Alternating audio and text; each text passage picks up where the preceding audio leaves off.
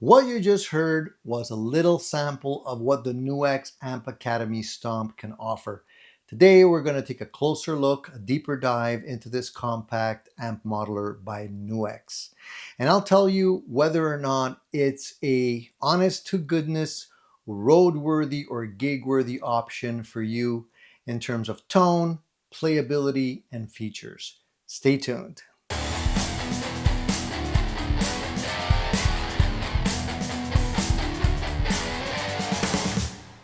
Well, the Amp Academy Stomp isn't trying to replace a Helix, a Kemper, a Quad Cortex, or a Fractal. Instead, I think NUX focused on simplicity, tone, and playability with this unit, and I think that is the right approach. Now, I've tried my fair share of units out there that claim to do it all, but in all honesty, I prefer ones that really focus on one thing and do that one thing really, really well.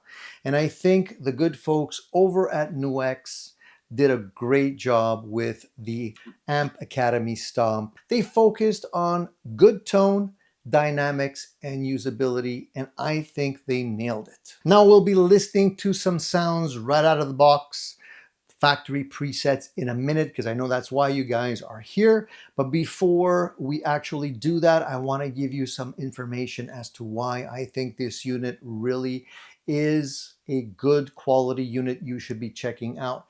First of all, it's powered by NUX's TS-AC 4K white box modeling engine. It's a lot of words, but basically what that means is it models the behavior of a real amp, not just the sound. And that's why it really impressed me right out of the box with its feel, its dynamic response. You basically roll back your guitar volume and it cleans up really, really nicely. If you dig in a little harder into the strings, it breaks up like a real tube amp. And I noticed that right away and I'm like, oh, okay. I'm liking what I'm hearing so far.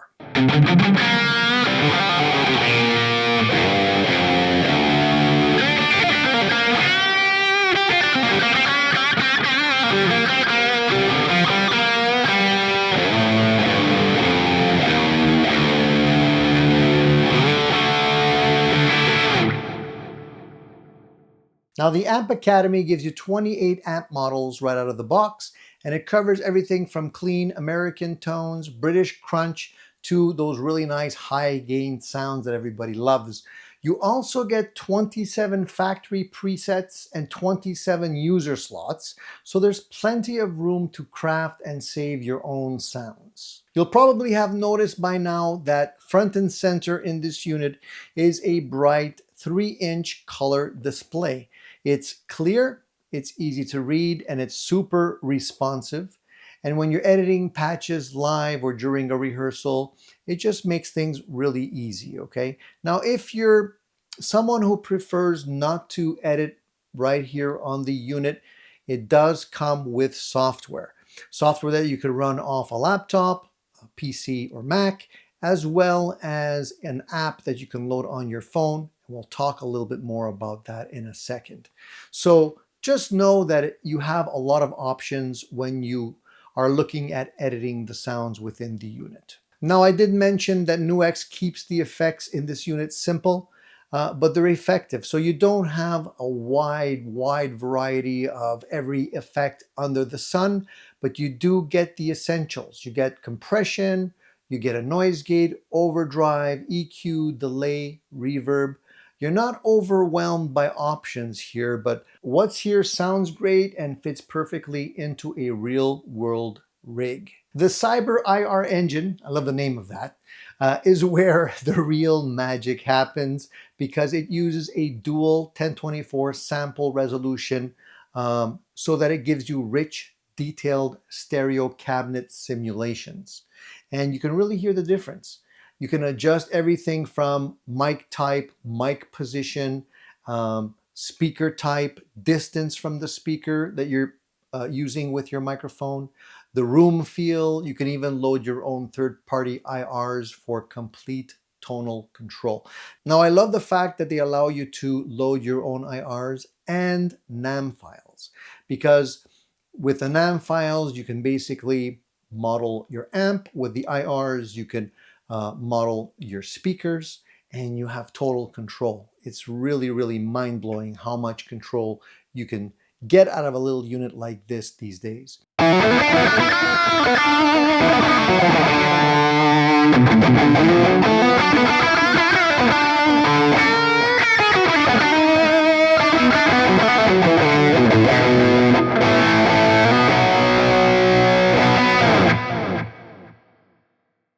We'll talk about the ins and outs here in a second, but just know that they also included an effects loop. Okay, so that makes it very easy to integrate your own pedals. So if you've got a favorite spring reverb pedal or an analog delay pedal, maybe a pedal you paid a lot of money for, you can just patch it in, and it blends perfectly in with all the rest of the functionality. So this is why I'm not really concerned that they didn't throw in everything but the kitchen sink, because you really don't need it. You just want the stuff that you know you're going to use. So you also get 3 control modes with this unit. So you have preset mode for switching your entire rig. You have scene mode with 3 variations per preset. So you can set a series of pedals and then have 3 different variations of that. And you can also use it in stomp mode, where the foot switch toggles individual effects on and off. So if you're old school and you really like the old pedal board layout, well, that's the closest you're going to get to that, because you can turn on and off things like delay and reverb and distortion or compression or anything like that. Now you can also connect an external foot switch or an expression pedal to this. If you have an expression pedal, use it. It'll control a wide variety of things. But they've also included an NMP2 foot switch that lets you cycle through presets or scenes. Now you may have noticed that there's a little module plugged in here. I'll unplug it and show it to you. It's very, very small. Very small. This is the NBT1, and it's a Bluetooth module, which they include in the box. So don't overlook it. Don't lose it. It plugs right into the USB-C port on the side of the unit right over here. And once it's plugged in, it basically allows you to connect remotely to your phone. You can edit your tones wirelessly from your phone, move things around. It's super easy, and it's a super creative way to layer sounds, riffs, tweak tones live as you play. Just do it all from your phone. You can be 20, 30 feet away from this thing. It doesn't matter. Now, everything is controlled through the Monarch mobile app. We'll look at that in a minute. And basically, here's where things got a little confusing for me when I was trying to load all of that up. The app isn't called NUX or Amp Academy. It's actually called Monarch. Once you find the app and download it, the connectivity is great. This thing is basically loaded to the gills. You've got USB-C, so you can use that as an audio interface for direct recording. You have balanced TRS outputs in the back for going to front of house or perhaps plugging into your FR cabinets. As I mentioned, you have your send and return, your effects loop, so you can plug in external pedals that you like, as well as inputs for external foot switches, expression pedals, and it even has a MIDI in and out, so you can actually have a MIDI controller control this little unit. And they also include the cables, the MIDI cables, in the package for free, which is fantastic. You have an aux in as well as a headphone output here for silent practicing as well. So this thing is ready for both home, studio, or stage. So once you open up the software, you're presented with various information. At the top left here, you see presets. And if you click on the U3A, you will see that it opens up an alternate window. In that window, you have factory settings that you can choose, or you can choose your user settings as well, depending on what you want to edit. So let's say we just take a Brit drive just for the sake of this video. It is listed as a CT Brit drive right here. If you click in that window, you can change the name. And to the right of that, you have S1, S2, and S3. Now, for those of you that are not aware, this unit does offer scenes, 3 of them. And that is a very powerful function because not only can you set up your sound and your signal chain, you can actually have variations of that. So while you're playing live, for example, you can switch between scene 1, scene 2, and scene 3. And basically, as you can see here, various effects and amp types and modulation effects are switched on or off depending on which scene you are on. So it adds a lot more flexibility at the click of a switch. When you're setting this up, you will want to probably copy scenes from, say, scene 1 and base yourself on scene 2 with that. So you can do that very easily by clicking on this little icon, which allows you to copy the parameter to another scene and start from there, as opposed to having to reset everything up for each scene. So that's a time saver right there. Now to the right here, you'll also see some basic functionality where you can save your presets. You can import your presets. I'll show you that. Export your presets. You can also play with the MIDI list and go into settings, which are basically additional global settings here. There is a tuner built into this unit, so you can use it whether you're playing with the software or on the unit itself when you're playing with the hardware. You have a loop function here, which allows you to record your loops and adjust the start and recording of your loops, as well as clearing all of that. And you also have the ability to do automatic recording. So that is quite nice. You have all of the foot switch parameters here. So you can use different functionalities if you're using it in scene mode, in preset mode, or in stomp mode. And then of course you can connect an external foot switch, which is included in this package. I don't have it plugged in right now, so you don't see it. Then of course we have global EQ. Right now it's set flat across the board, but if you're playing with an FR speaker or you're playing in different rooms, you might want to modify this to get a better sound, and you can do that right here. Then you can play around with the global levels for your headphones or your output, USB routing right here, as well as ins and outs. You can also play with the ground lift if you're getting noise issues.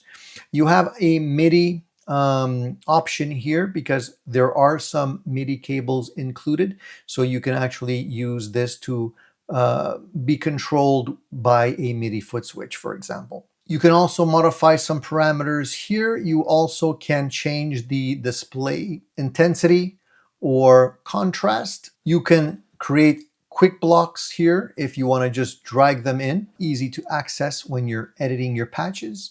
And you can also go to the factory tab here, which will give you all of the information you will need, including your model number, the version, and the firmware that you're running. All of the meat and potatoes happens right here in the effects block. And this is basically your signal chain. All of these represent all of the foot switches, the amp, the modulation effects, all of that great stuff that you will use to build your sounds. In this particular chain, we can see that some of the blocks are highlighted and some of them are grayed out. If they're highlighted, it means they're turned on. If they're grayed out, it means they're off. You want to turn them on, just click on them and you can turn that back on, and then you can edit the parameters. So if we go back into the amp parameter here, you can see you have input options. You can go high or low input, gain, master, bass, middle, treble, presence, and you can also change the power amp tubes. So if you want to use EL34s, you can. If you want to change those to 6V6s, you can as well. And not only that, you can also change the bias, so you can make the bias of the tubes either hotter or colder just by pumping that value up. And of course, the level. All of the functionality that you would have on an amp is presented right there, which is really cool. Now, let's say you want to change that to another amp. Click on the little down arrow and you're presented with a whole bunch of other amps to choose from. Now, many of these are factory default amps, but I did load a few others here, 32 onwards, These are my own patches that I loaded up, and I'll show you how to do that in a minute. You can load your own NAM files, which is very, very cool. Now, if you go further down on the list here, we get to the speakers. So basically, you don't see a cabinet here, you see an IR block. This IR block basically represents what you're running here in terms of IR files. So you can run two independent IR files if you wish. You don't have to, but you can. You can make them both the same if you wish. So the left can be the same as the right, or you could run one type of speaker on the left, another type of speaker on the right, and mix the sound even further. So if you want to load up a default, you just click the down arrow here and you have a whole bunch to choose from. Let's say you want to go with an M1960 G12M, which is a greenback. You can do that, and you will see the frequency response here. And then you will also be able to choose the microphone that you want to put in front of that speaker, and how close or how far or where you want to put it in reference to the cone, the cap, or the edge of the speaker. In this case, we're running a B52. I like the ribbon microphone, so I'm going to grab an R121. And then it shows you the frequency there again. And then you can choose where you want to place it. So in my case, I like to have them on the cap edge. So we'll just click cap edge. And I don't necessarily want to have it smack up against the grill. So I'll move it back about 2 inches. The further you go, the further the microphone is from the grill. So you can really customize the sound of your speaker. And then you can further customize it by playing with the level, the low cut, the high cut, and the pan. Now that is just one speaker. If you want to do that on the other speaker, you can as well, just by repeating the process. Now, say you want to load up your own IR file. You can do that as well. You don't necessarily have to use these. So let's say I want to load up an IR file. I'm gonna click on the U61 patch here, and I'm gonna go to the down arrow. I'm going to go over to my documents where I keep my IR files. And here I'll load a Marshall 4x12 mix ready IR file. And then you see the frequency response here. And you're pretty much ready to go. You can adjust the volume, the low cut, the high cut. Now, you don't see the screen switch back to this view because here the IR was recorded with a fixed position of the microphone, so you can't really change that after the fact unless the IR was recorded to do so. Now, if you want to export that, you can just click the little export button, and if you click on the R, it will return it to factory default, which will be basically flat. So it'll bring it back to a flat frequency here, and it'll empty out the speaker IR that you've selected, and then you can just select something else like that. So it's pretty straightforward and easy to use once you find your way around, but it's also very powerful. And what I like about this interface is that they didn't clutter it with stuff that you don't need. They basically just gave you the meat and potatoes of what you will need to be able to build a great sounding patch and customize your rig so that you can have those sounds available to you whenever you're playing in a live scenario. So what I like about the unit is the 28 amp models do sound really, really good. The fact that you can use IRs and NAM files, I've already brought in a whole bunch of my own. So you can take this well beyond what comes loaded up from the factory. The bright 3-inch color display screen works really well. The controls are very obvious and they work really well. Even if you don't read the manual, you can figure it out in a couple of minutes.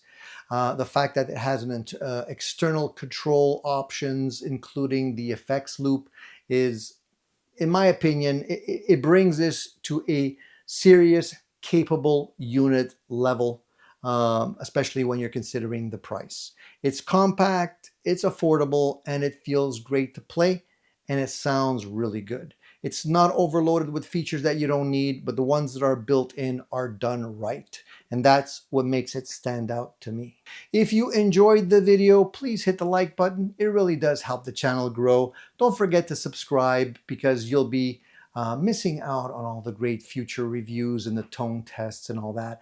And if you're free Sunday mornings, why not join us for our Sunday live shows right here on Addicted to Gear, where we spend an hour or so together and answer user questions, feedback, and share all the cool new things that are coming out in the market. So drop a comment below if you've tried the Amp Academy Stomp. Let me know what you think. Thank you for tuning in. More coming up.